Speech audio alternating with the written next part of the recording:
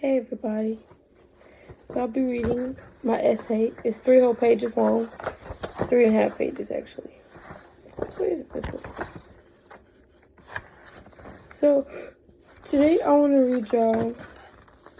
It took me an hour to put this together because let me move my camera a little bit. There we go. Because I wanted to read the history. This is going to be something different that I do. I'm not going to read this every year because I'm going to throw away. But I'm going to read you everything I wrote on here verbatim. Okay? So I have 5 paragraphs. So let's get started. Today I'm going to talk about the history of the 4th of July. Then I'll talk about what we did at TSB, or Texas School for the Blind and Visually Impaired. Lastly, I'll talk about how we celebrated at home with friends and family. I hope that you enjoy. Side note, I did do research and will be most of the times put verbatim what it says. So the reason why I did this is because I don't want to mess anything up or say anything that's not true. So that's why.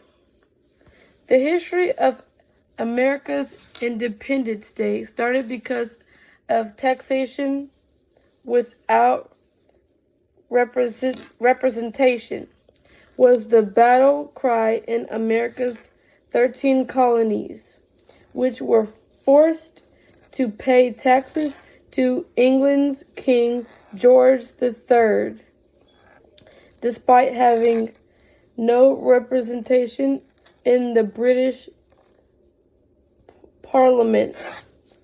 As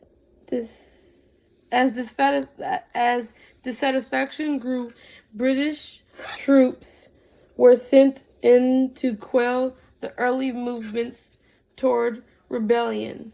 Repeated attempts the colonists to resolve the crisis without military conflict proved fruitless.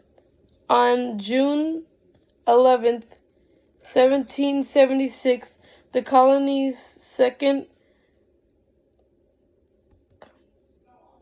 Continental Congress met in Philadelphia and formed a committee whose express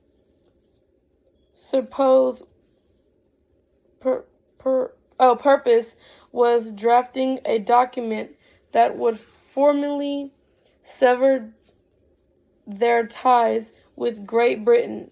The committee included Thomas Jefferson, Benjamin Franklin, John Adams, Robert Sherman, and there's 2 Roberts. And Robert R. Livingston. Jefferson, who was considered the strongest and most eloquent writer, crafted the original draft document. A total of 86 changes were made to his draft, and the Continental Congress officially adopted the final version of the July 4th, 1776.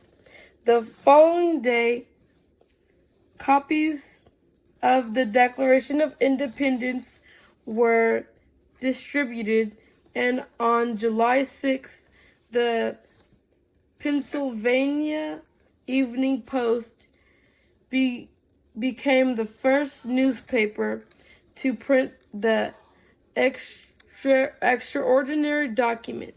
The Declaration of Independence has since become our nation's most cherished symbol of liberty. A year later, on July 4th, 1777, Philadelphia marked Independence Day. by adjourning Congress and celebrating with bonfires, bells, and fireworks. The custom soon spread to other towns because Jefferson too. Oh.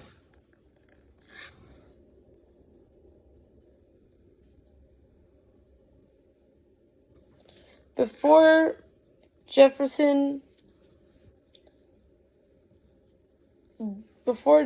died, the last letter he sent said, "May it be to the world who I believe it will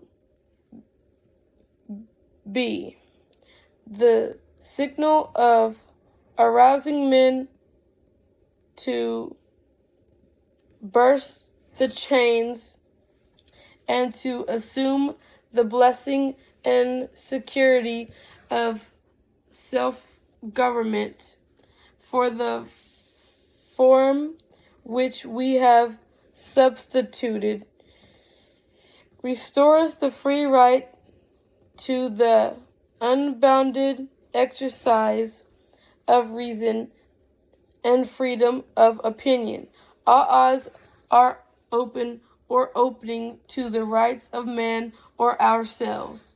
Let the annual return of this day forever refresh our recollections of these rights and in undiminished devotion to them." Thomas Jefferson, June 24th, 1826. Monticello.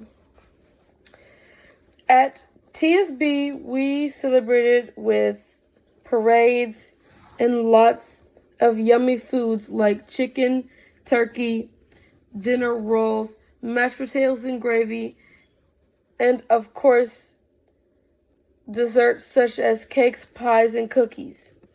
Then we get the rest of the day out of school. At home, we celebrated by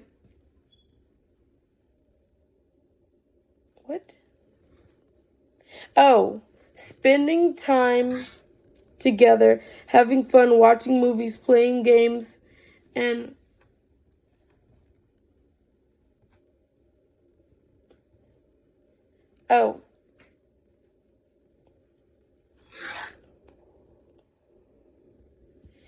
eating food with family.